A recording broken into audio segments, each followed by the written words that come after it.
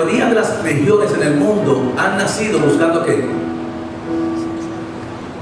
Quitar el pecado, pero ninguna lo puede hacer. Por eso es que lo nuestro no es religión, lo nuestro es gracia, lo nuestro es justicia, lo nuestro es redención. Eso no es religión. Los religiosos condenan. Por eso es que en el tiempo de los fariseos, los escribas, ellos que condenaban, se apoyaban de la ley para condenar, pero Cristo no vino a condenar. Y la mayoría de las religiones del mundo lo que buscan es que eliminar la conciencia del pecado. Pero usted ve que quizás los católicos oran 30 rosarios, una Ave María. Ay, padre, fallé, pequé. Hija, vete, rézate 3 años. ¿Es así o no es así? En cualquier otra religión, pequé. Entonces, vete al cuarto, tírate el manto. Las religiones lo que buscan, o las tácticas que usan, es para ¿qué? Para liberarte de la conciencia del pecado. Pero como lo nuestro no es religión, tú puedes pecar y levantarte el otro día y sabes que la misericordia de Dios te volvió a cortar, porque son nuevas cada mañana. Entonces, cuando tú conoces esto, eso te liberta. Eso te hace libre completamente. Mira esto. Ninguna religión ha podido tratar con el pecado del mundo, pero Dios, con algo muy sencillo, eliminó todo el pecado con su Hijo. Y por medio del sacrificio fuimos hechos libres del pecado y del dominio de Satanás. Escuche bien, no simplemente del pecado, del dominio de Satanás. Porque ahora dice que nosotros fuimos redimidos, y dice que ya el pecado no se enseñorea de nosotros. Ya Satanás no tiene parte ni suerte contigo. Ya él no puede dominarte. Por eso dice la palabra que él nos dio espíritu de amor, de poder y de dominio propio. Ya Satanás no te puede dominar. Él no puede señorearse de ti. Mire lo que dice. A través del sacrificio, él hizo legalmente, eso bien, legalmente, esa es la palabra que usa, él hizo legalmente que el hombre fuese espiritualmente levantado de su muerte, no de la caída, porque el hombre nunca se cayó, el hombre se murió. Dice, él hizo legalmente que el hombre fuera resucitado espiritualmente de su muerte, y ahora lo une con Cristo, y el hombre en unión con Cristo es cierto, más que vencedor. El hombre en unión con Cristo es más que vencedor. Romanos capítulo 6, mira lo que dice ahí, Romanos capítulo 6.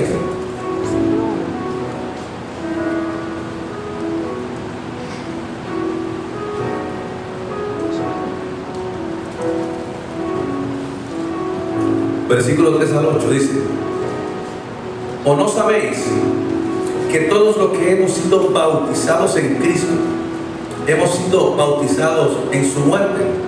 Porque somos sepultados juntamente con Él para muerte por el bautismo, a fin de que como Cristo resucitó de los muertos para la gloria del Padre, así también le seremos en la resurrección, sabiendo esto, que nuestro viejo hombre fue crucificado juntamente con Él, para que el cuerpo del pecado sea destruido, a fin de que no sirvamos más al pecado, porque el que ha muerto ha sido justificado del pecado, y si morimos con Cristo, creemos que también viviremos con Él.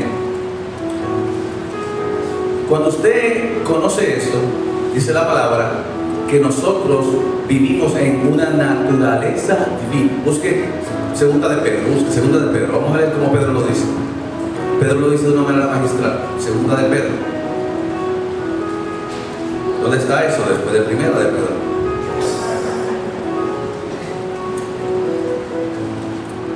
Capítulo 1, versículo 3 dice: como todas las cosas que pertenecen a la vida y a la piedad nos han sido dadas por su divino poder, mediante el conocimiento de aquel que nos llamó para su gloria y excelencia, por medio de las cuales nos ha dado preciosas y grandísimas promesas, para que por ellas llegases a ser partícipes de la naturaleza divina, habiendo huido de la corrupción que hay en el mundo a causa de la concupiscencia. ¿Qué nos está diciendo esto? Que quizás en algún momento usted pueda pecar, pero esa no es su naturaleza. Porque acuérdense que mientras usted esté en este caparazón, en cualquier momento usted puede pecar. En cualquier momento usted en una molestia puede salirse de un... Y ya para, Señor, déjame caminar 40 millas de rodillas, déjame hacer un sacrificio, déjame echarme silicio. No es tu naturaleza. No es la norma, no es lo que tú acostumbras a hacer. Ahora, si es lo que tú acostumbras a hacer, todavía eres esclavo del pecado. Todavía la justicia de Dios no se ha revelado en ti. Pero aquel que se ha revelado la justicia de Dios no peca constantemente. Dice el libro de Hebreos que el que peca constantemente y a sabiendas, lo que le espera es una horrenda expectación de condenación. Pero usted no está pecando. Cuando ustedes pecan constantemente, hoy me levanté, hoy quiero pecar. No, porque no es tu naturaleza. Una vez Cristo viene a manifestarse en ti, tu naturaleza es una naturaleza divina. Tú siempre tirarás ¿para qué? Para lo bueno. Habrá momentos que la carne querrá tirar para el monte, pero siempre, si tu naturaleza es divina, tú siempre estarás tirando ¿para qué? Para el lado bueno. Hay ocasiones que yo me monto en el carro con cosas y se me fue, ahí se me fue lo divino, lo dejé en el baúl y voy a ir con Z93. Pero eso no es la norma. Eso de vez en cuando. Pero ahí yo me manifiesto. Pero ¿me entendió? No, lo importante es que el pecado no sea la norma en tu vida. Si el pecado no es la norma en tu vida, tú estás en una naturaleza divina. Entonces, si en algún momento, por eso la palabra dice, mire, si 7 veces cayó el justo, 7 veces Jehová le levantará. ¿Qué está diciendo la palabra?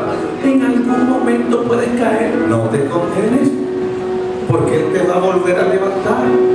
Él volverá a levantar al caído. En esos días hablaba yo hace un tiempo atrás hablábamos con una persona que es dueño de un liquor store. El dueño de un liquor store y está apartado. ¿Y sabe lo que decía? Yo no puedo ir a la iglesia hasta que no venda el licor. Papá, ese es tu modus vivendi. Eso es lo que lleva el dinero a tu casa. Es como si yo le dijera a Philly, no toques más música. ¿Cuál es la profesión de Philly? ¿Alguien la conoce? Músico. Quisiera yo que estuviera tocando con gran combo para colarme en esos bailes ahí. Si esa es su profesión, ¿cómo le va a decir que no lo ejerza?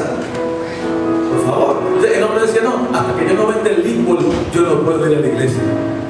Si nunca vende el licor, se perdió en la paila del infierno. Y es que él no ha conocido ¿qué? La justicia, no ha conocido lo que es gracia. Esos días hablaba yo con un hermano, me dice, pastor, ¿sabe qué? Cuando yo hacía sangría, yo me buscaba un peso.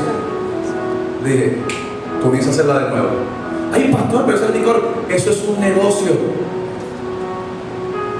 Es una empresa. Si usted tuviese una empresa de tabaco y se convierte en ellos, ¿qué haría? La vendería y se quedaría en la calle. Si usted fuera el dueño de la Salem, de la Whisky, de la Newport y se convierte, ¿qué va a hacer? Venderle y quedarse en la calle. Es su modus vivendi. Si Dios quiere que usted salga de ahí, Dios lo va a sacar. Pero ¿sabe qué? Dios sabe cómo hacer las cosas. Entonces no puedes condenarte. Y aquel hombre decía, no, cuando yo vendí el licor y yo cuando nos miramos le dijimos, morirás en las pailas del infierno, papá. Sí, ¿por qué? Y comenzamos a hablar de verdad, ve a la iglesia como quiera, busca del Señor, dale para adelante, por la noche, abre tu negocio, ese es tu negocio, dale para adelante. Porque ¿sabe qué? Cuando comience a llegar a la iglesia, la palabra comenzará ¿a qué? A transformarlo. Y en algún momento, si es de Dios que le vende, quisiera yo que viniera por ahí el dueño de los parados y que comenzara a diezmar aquí. ¿Usted sabe la cerveza que vende el loco ese día? ¿El ron que vende ese loco ahí? Con el diezmo del agua del colegio. Ay, pastor, por favor, pues dame entonces, dame todo el millón que me hace falta. ¿Me entendió? Es que tenemos una mentalidad de condenación. Y cuando tenemos una mentalidad de condenación, estamos constantemente ¿qué? Condenando. Y no es la mentalidad de Dios. Dios nunca te condenará.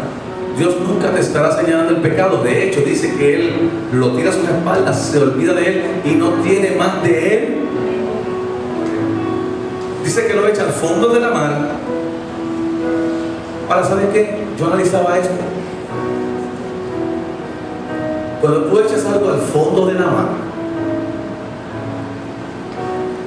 y comienza a hundirse, cuando llega a cierta profundidad, eso comienza a ponerse pequeño, encogerse hasta que ¡pum! Y desaparece.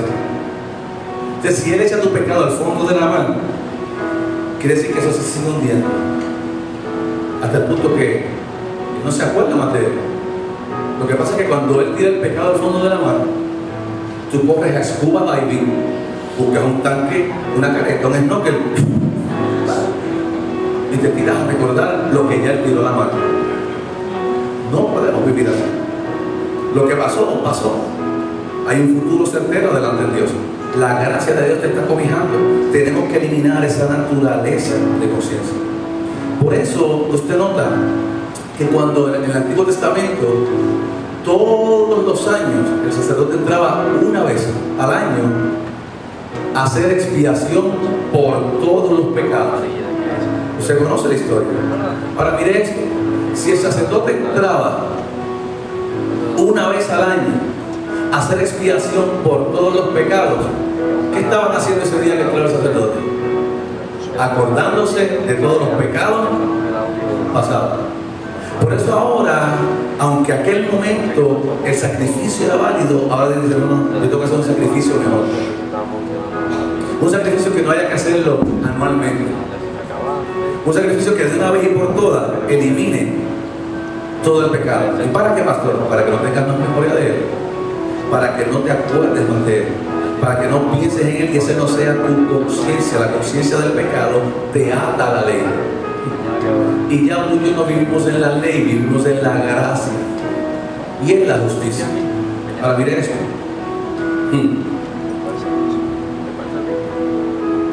¿Cómo podemos obtener esta justicia para tener comunión con Dios?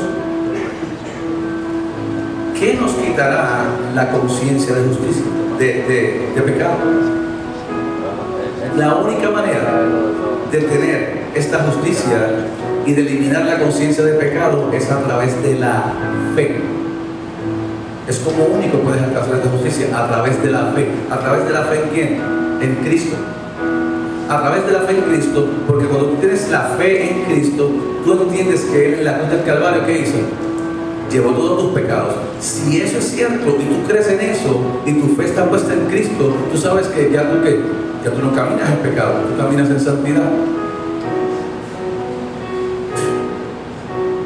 Esto es tan sencillo y mucha gente aún en las iglesias no lo entiende. Mucha gente en las iglesias aún no lo entiende. Miren, en estos días estaba yo en un lugar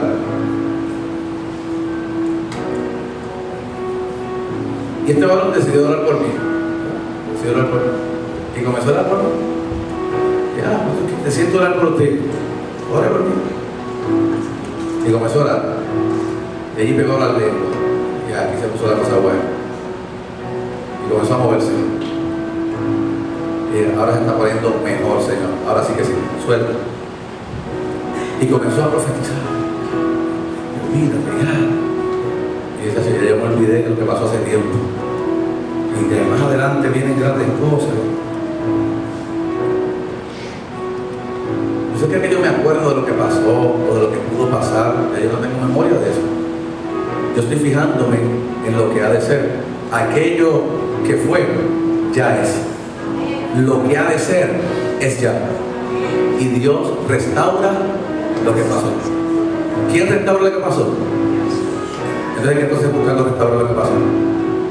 Dios restaura lo que pasó. Aquello que fue, ¿qué tú puedes hacer con lo que hiciste? Lo mejor, lo más sencillo, olvidarlo. Es lo más sencillo que puedes hacer.